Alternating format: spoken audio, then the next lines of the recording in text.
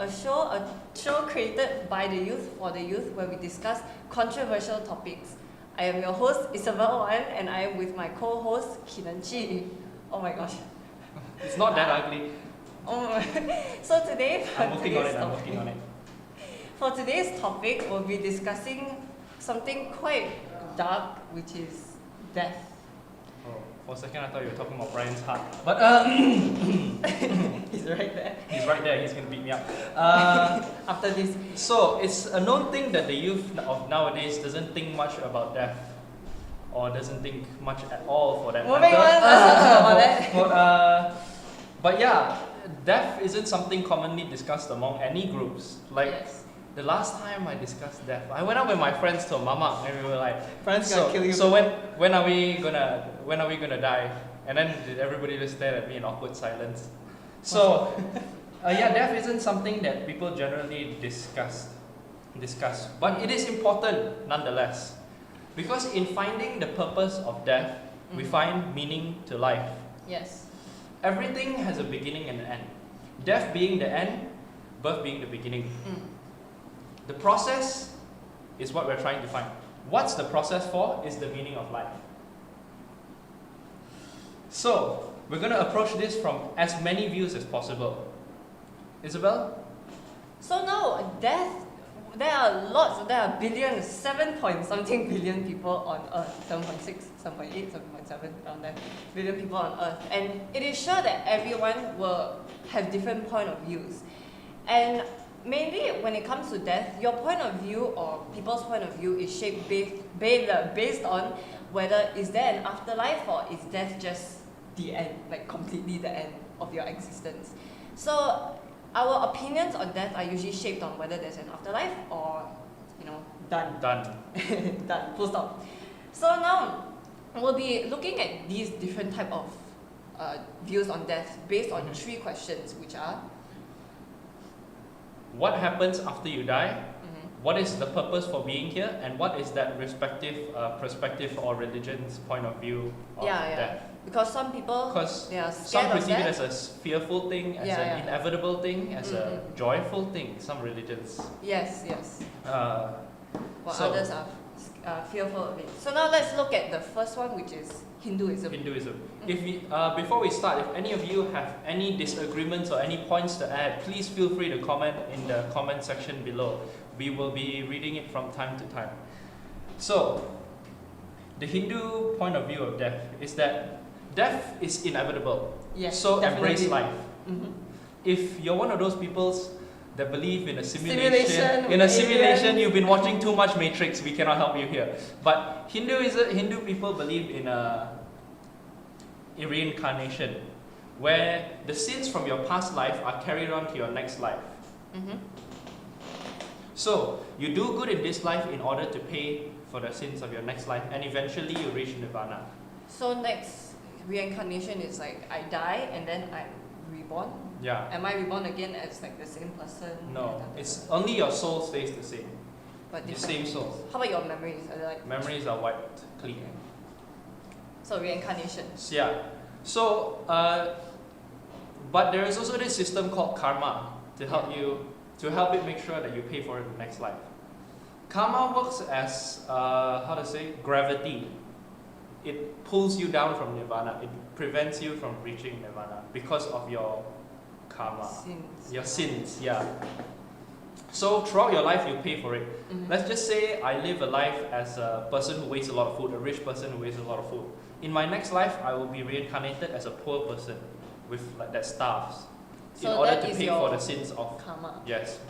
Oh, so karma is basically like I do something bad and then it will come back to you, right? That's karma. Yes. But in this reincarnation case, is it I have karma, I do something bad, and then it will come back to me in the current life or the next life? Actually, I've read quite a few Hindu articles on it, and even the Hindus themselves cannot say when the karma comes back to you. So like It is if a I'm a chance robber, thing. if I'm a robber and then like I steal as much as I want, and then I won't face the consequences now, it'll be like the next life. Yeah, I noticed that as well. Like if you're facing the consequences in your next life, that means you're suffering. Your next incarnation is kind of suffering for no reason. That incarnation Yeah. hasn't done anything wrong yet. Also, another flaw I noticed with the system is that, say I'm a poor person, Yeah. really poor, because I'm suffering from my previous life. Mhm. If you help me, you are making my next life just as bad as this life. Could you elaborate? Picture it like this. You are paying for your sins by doing good, right? Yeah. In this life. Yeah. By helping me, a poor person with no food. Mm. But I am poor because I am paying for this life, my sins of my past life, in order to have a better next life. Oh, okay. Therefore, you paying for my sins prevents me from paying for, removes my opportunity to pay my own sins, making my next incarnation just as bad, if not worse. So, so this karma thing is you're supposed to pay, or you're supposed to face your consequences from your past life. Yeah. But then now, if let's say you are undergoing your karma, I'm also undergoing my karma, and let's say I'm a person who is in need of help, but my help is technically me facing my issues, is me facing my consequences from my past life. So if you help me, doesn't that mean that you're technically Removing those consequences? making But, it half of but going by the logic of karma, I will face those consequences eventually, whether in this life or the next. So if you help me, doesn't it mean that It benefits me but more than it benefits you in the long run. It doesn't benefit me at all. Isn't that like a bit how do I say this? Selfish? Selfish? No. No, not selfish. I'm actually not sure. I do not believe that Hinduism is a selfish religion in Reincarnation essential. itself. I feel it's just a flawed system or a lack of our understanding. If any of you have an opinion or a comment to make, or any disagreements or anything, please feel free to interact with us in the comment section. We would love to hear from you. So that's Hinduism. How That's about Hinduism. Buddhism? Buddhism and Hinduism are very similar. I have noticed that only the karma system is a bit different. Hindu's karma system is more of like gravity, where it pulls you down. But the Buddhist karma system is more of an action-reaction kind of thing. You know, if you do this, this happens. Like a spring, you know, you pull it, it retracts. So does it mean that their purpose of life is the same or similar? Yes, it is very, very similar. So now that is the Hindu and Buddhist standpoint. Mm. Both believe in reincarnation. Their roots are very similar. Okay. Can we move on to our next point of view? The atheist point of view, yes. So now we have covered the Hindu point of view and the Buddhist point of view, where the purpose of their life is to do good throughout their lives. Mm-hmm. So now we will move on to the atheist point of view. So while researching this, it actually made me quite curious or very interested in their point of view. And so I took this research from a philosopher named Socrates. I'm so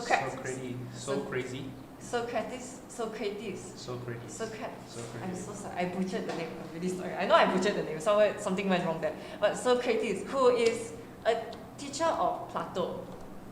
So like the video game platform? Plato. So he's a teacher of Socrates is a teacher of Plato, and so he actually was the first person to speak about death during his death, like when he was about to face death himself. When was this? He died 399 BC through poisoning. Well, there's so many years before that, and nobody decided to speak about death. That's kind of. I mean, No, I'm guessing ancient people weren't much thinkers. But moving on. Oh my god. Okay, moving on. So now he actually said that there are two possibilities to death, because when questioned why he faced death very peacefully. So when questioned why, he said that there are two possibilities to death. It's either a dreamless and endless sleep, or it is a passage to a new life, both of which should not be feared. Because when asked about the first possibility, which is a dreamless and endless sleep, he said that he wanted to sleep. And as for the second part, he believed that the afterlife is much like Athens, which is the capital of Greece. But instead of bodies, it will just be like disembodied minds. Our minds are there. So it's just like our minds. And then since we don't have bodies, we won't be bothered by bodily stuff like eating, being lazy, sleeping, not exercising. Not exercising. So our mind will be at its full function, which to Socrates is the best thing to have for your mind, and it actually excites him.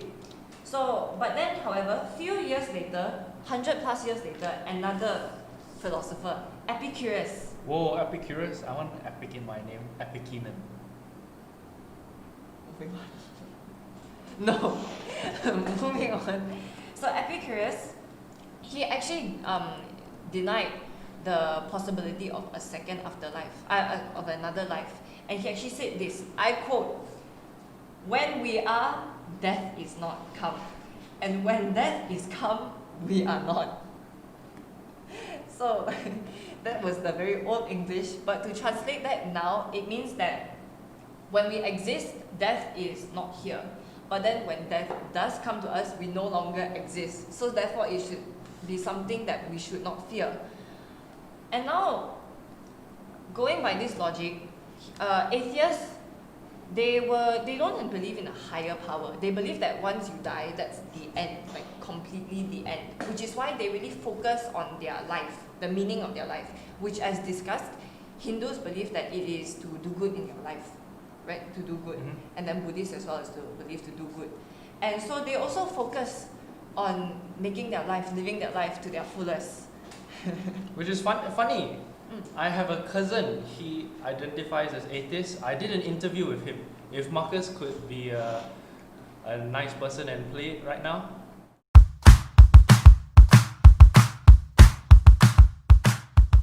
Okay, before we start this interview, I just want to thank you, Eugene, for being on this interview. Eugene is my cousin from my dad's side.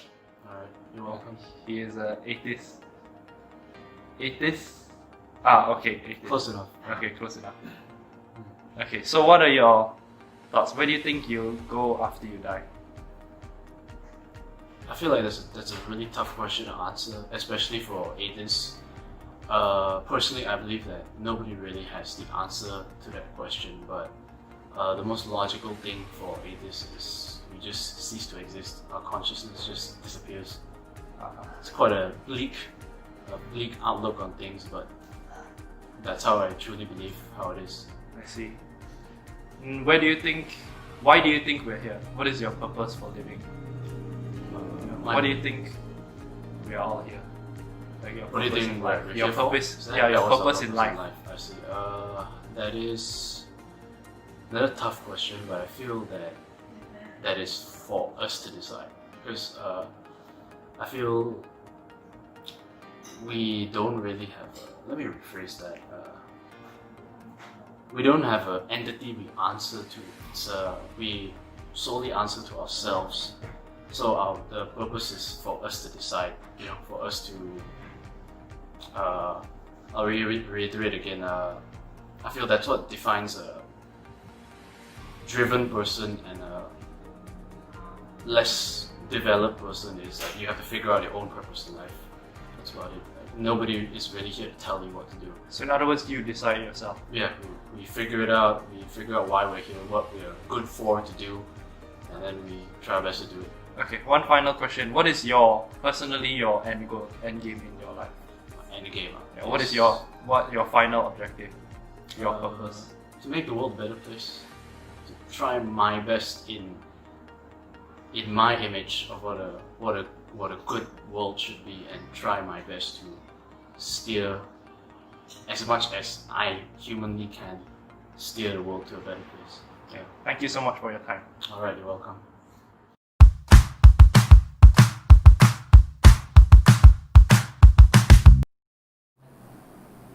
That's your cousin? Yes, that's my cousin. You're related to him? Yes, he's Him? my dad's sister's son. Yeah. He's my cousin, and do you know what else he also No, is? He's it's okay. taken. He's taken, No, so no, don't get no, any I was ideas. Like, I was like, oh, how can someone with that type of mentality or how he speaks be related to you? Oh, okay. Not in okay. that way. Oh my gosh, okay. So, really? Yes, he's my cousin. Okay, so actually I really like the part where he said what I think is good. What I think is good. Yeah, because good is a very subjective thing, right? Mm. Unless from an atheist standpoint, good is a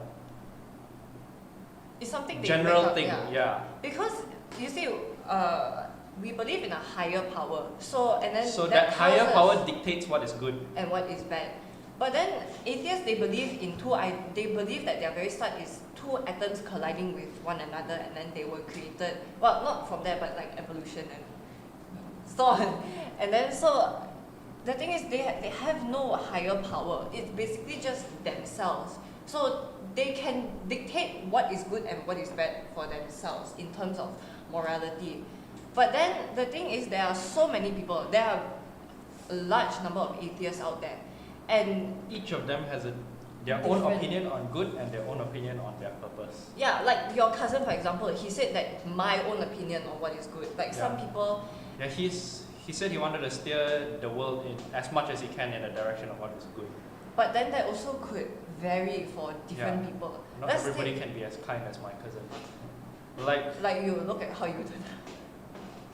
like So like they don't believe in a higher power to tell them what is good and what is bad. They kind of make that thing up for themselves. So when they talk about the meaning of life, because they focus so much on the meaning of life, because death is just the end, so they put this on their life.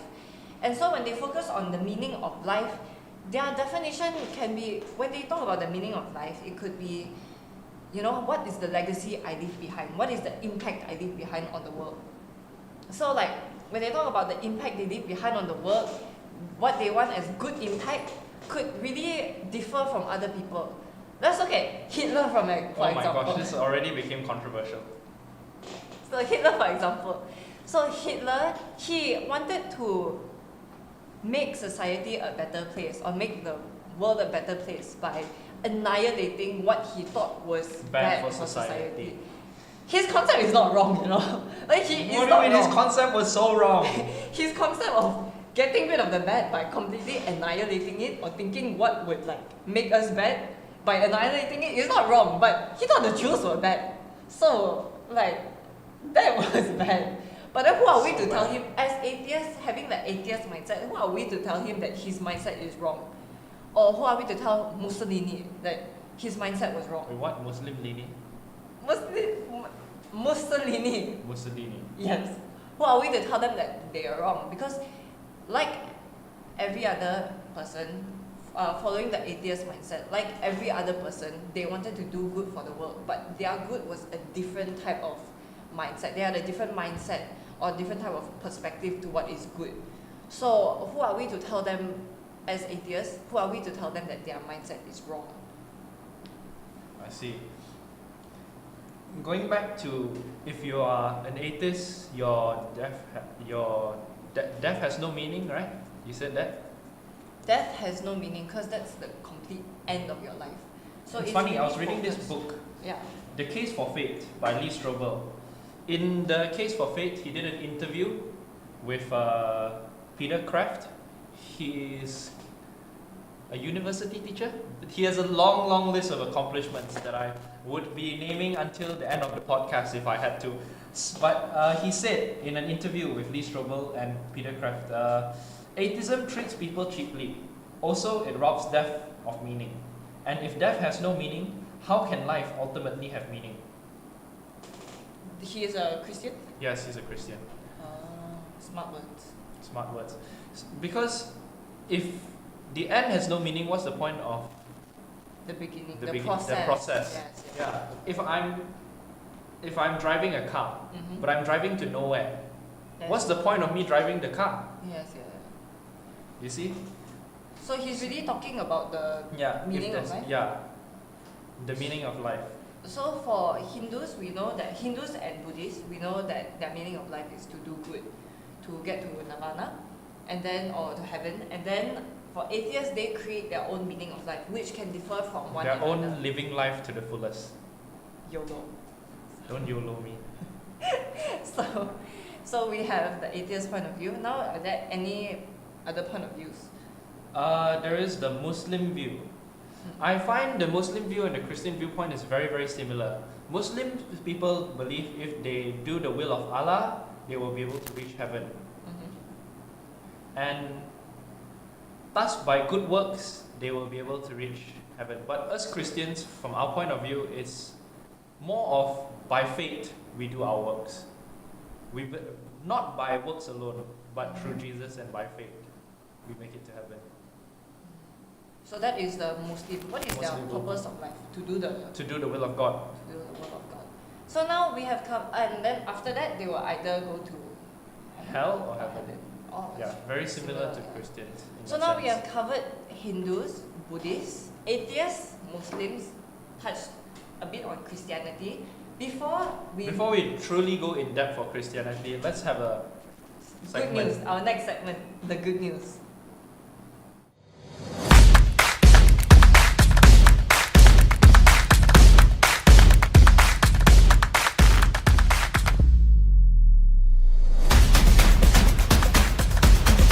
My name is Kenzie Mata, and I'm a Filipino living in Vietnam. When I was 4 years old, my dad became a pastor. When I was 12 years old, we moved to Vietnam as missionaries. At that time, I did not understand anything. Like, God, why? Why me? Why now? Why? I'm supposed to enter my teenage life with my friends back home. I'm supposed to party with them. I'm supposed to do crazy stuff with them. But now I'm in Vietnam with my parents doing church work that I'm being forced to.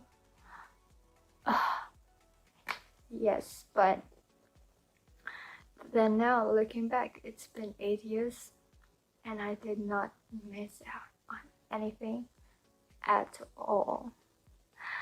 I can assure you that I've learned so many things growing up here. I've seen the people of different culture being changed by God before my very eyes. They were dreaming about Jesus. They were having financial provisions.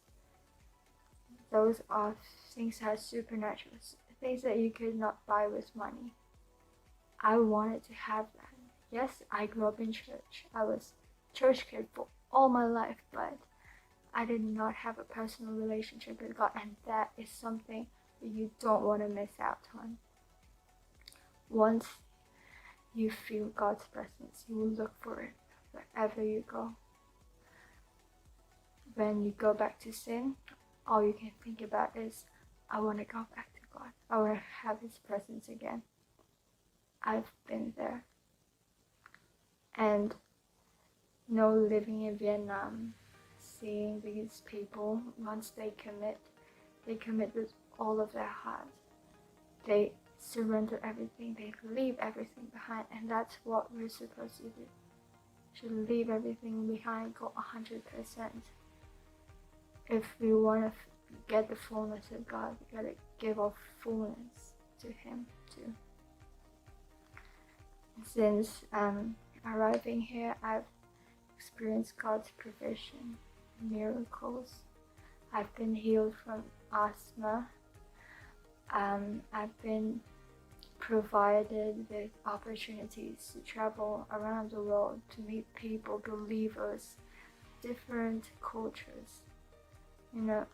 Once you see our fellowship, you will be amazed how God is just the same everywhere. The Spirit is the same everywhere. God is the same yesterday, today, and forever. He is the God in Vietnam, in the Philippines, in Malaysia, in America, everywhere. We have a family everywhere, and it's something that is so precious. It's something that money can't buy. And the church in Vietnam has been growing. More people, more missionaries are arriving in Vietnam as well. And it still amazes me how God changes lives, how God provides, how God continues to do amazing things in our lives.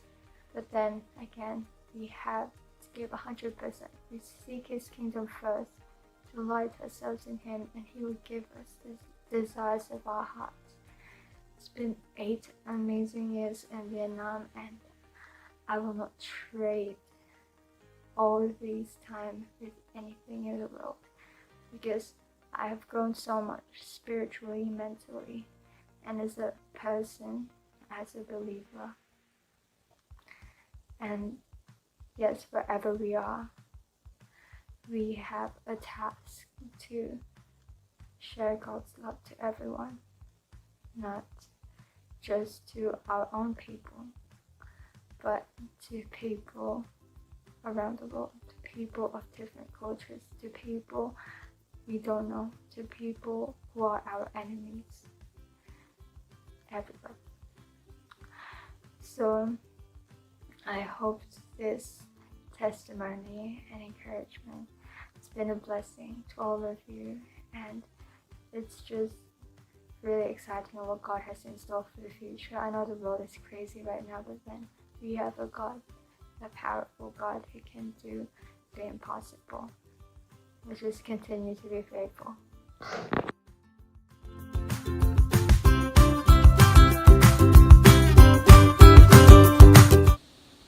Hello, my name is Kian Mata. I'm a Filipino, but I'm currently helping God's work here in Ho Chi Minh City, Vietnam.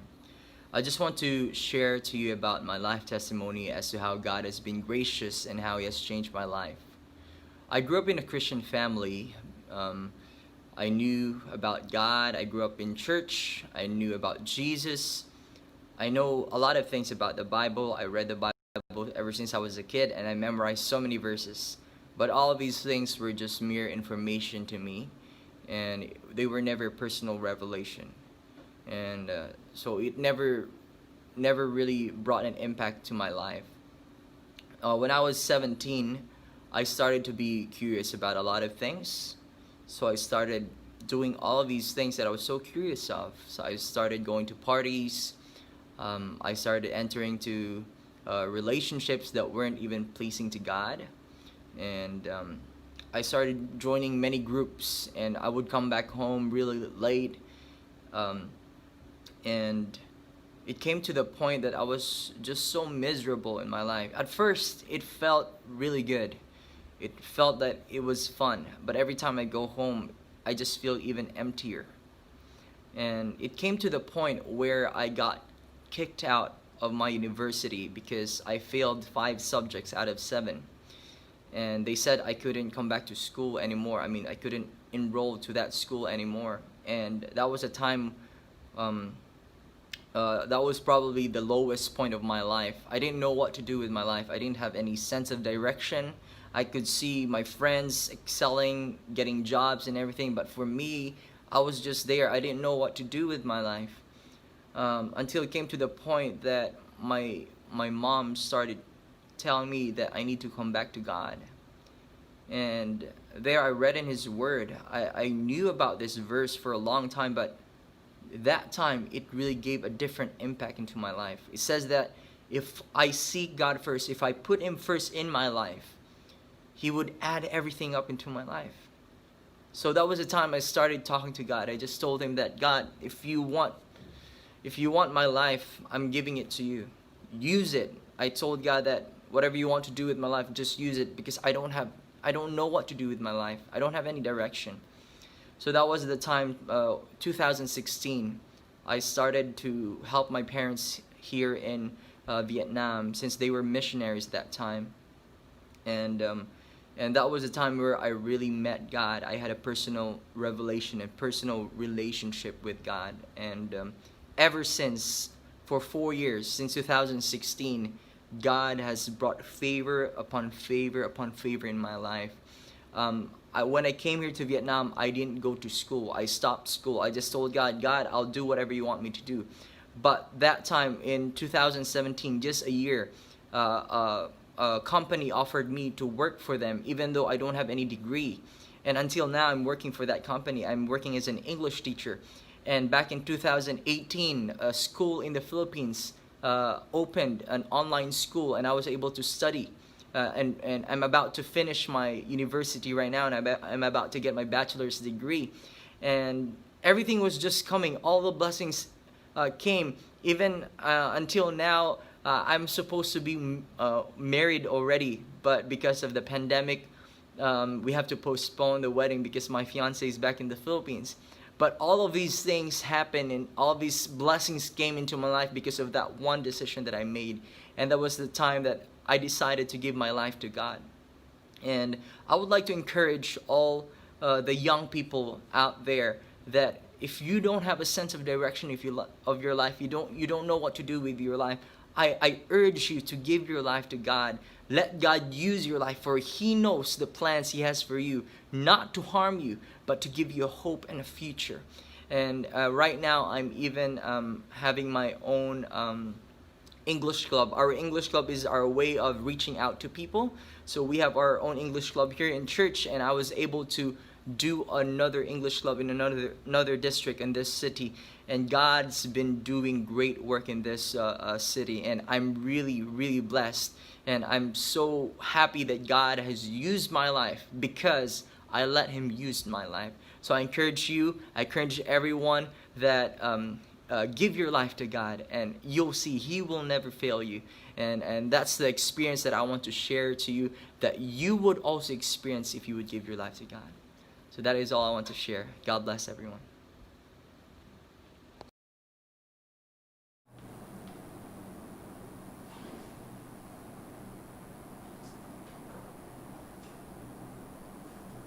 Fantastic testimony all the way from Vietnam, by the way. How much did shipping cost for such a heavy testimony? That was so bad. No, it wasn't. Kian and Kenzie, thank you so much for sending in your testimonies. It's great to hear that God is moving all the way in Vietnam. And I apologize if you're watching this for his really bad joke. But moving on, again, thank you so much for your testimony. That was great testimonies. So now, we'll head back to the topic of death from a Christian's point of view. So, death from a Christian's point of view. From a Christian's point of view, the only credible view of death is Jesus. Yeah. Why? Because He was the only one who died and then came back again. If you have any disagreements with us that Jesus died and came back again, please watch our previous podcast episode where we discussed the existence of Jesus, the death of Jesus, and the resurrection of Jesus. So now it's confirmed that Jesus is We a have credible proven source. that. Yes. We have proven And the that. Bible. Yes. You can watch our first episode. So now we're going to explore the statements of Jesus. Where we go when we die, what's our purpose here, and our general view of Christianity's point of death. Let's start with a general view of Christianity's point of view for death. As unfortunate as death is for people, the Christians view death as a very joyful thing, for someone to be able to enter the kingdom into heaven and to be with the Lord. Yeah. It is, and of course, where we go when we die, we believe in a heaven and a hell. Yes. But let's explore what's our purpose here. Jesus has stated many times in His time on earth that He was only here to do the will of the Father. His time on earth was spent entirely doing God's will. From when He was a kid, being in the temple, to even His final moments where He said, yes. "Not my will, but your will be done." He's also stated that in order to follow Him, we need to do God's will as well. Luke chapter 9 verse 23. Then He said to the crowd, "If any of you wants to be my follower, you must turn from your selfish ways. Take up your cross daily and follow me." Matthew 12:50. "Anyone who does the will of my Father in heaven is my brother, sister, and mother." Now, how would you like to be Jesus' brother? How would I like Sister, to be Jesus' sister. brother? Okay, yeah. How would you like to be Jesus' sister? Tell me about that. My mistake. So, He's already stated that our purpose here is to do God's will. And eventually we'll store up treasures in the kingdom of heaven. Speaking of treasures in the kingdom of heaven, Pastor preached an amazing sermon this Wednesday.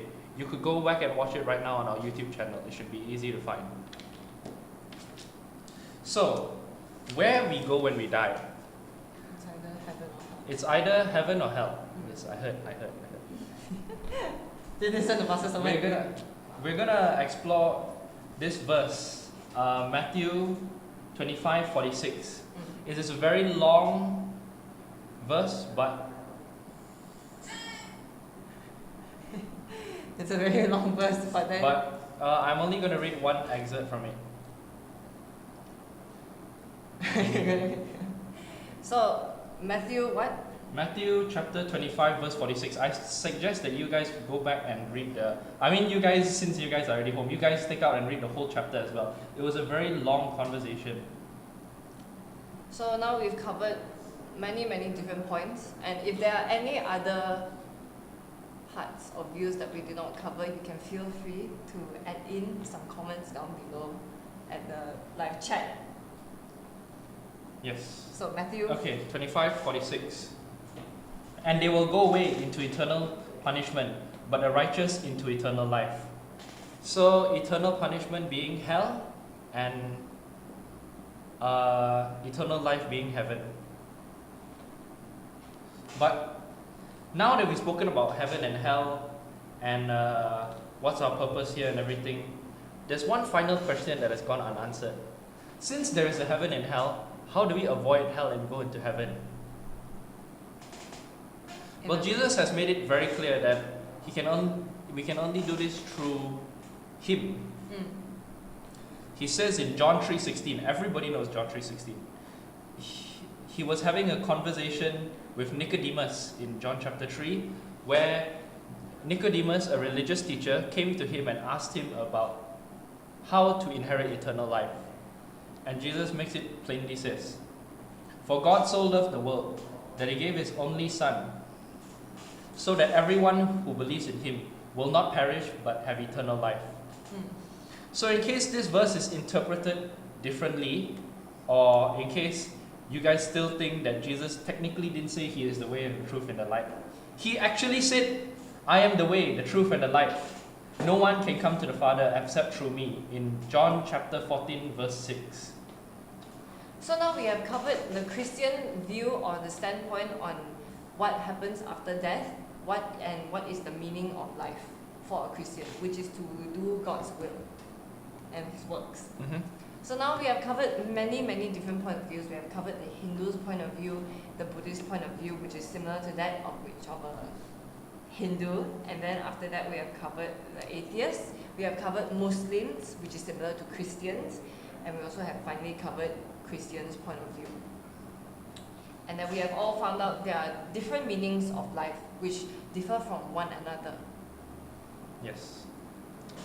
So now, if any of you guys have any comments or anything to add, or any statements at all, questions, please feel free to post it in our YouTube comment section.